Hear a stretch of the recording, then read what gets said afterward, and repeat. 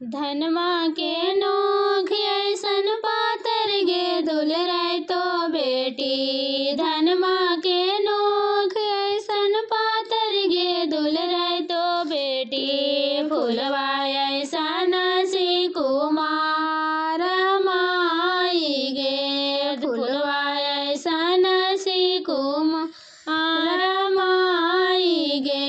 गैया के दूधवा पिलैनु गे दुलराय तो बेटी। गैया के दूधवा पिलैनु गे दुलराय तो बेटी। दूधवा के सीगी गुण न राखला गे दुलराय तो बेटी।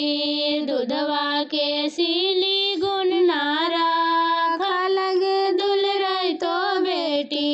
चली गेला जोगिया के संग गे दुलराय तो बेटी।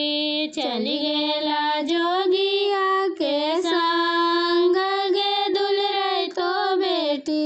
कर्मा में लिखल जी बाबा जोगिया सिरोधारी जी। संगवा में कर्मा में लिखल जी बाबा जोगी सिरोधारी जी। कैसे के तोहर घर राई अपने पापा।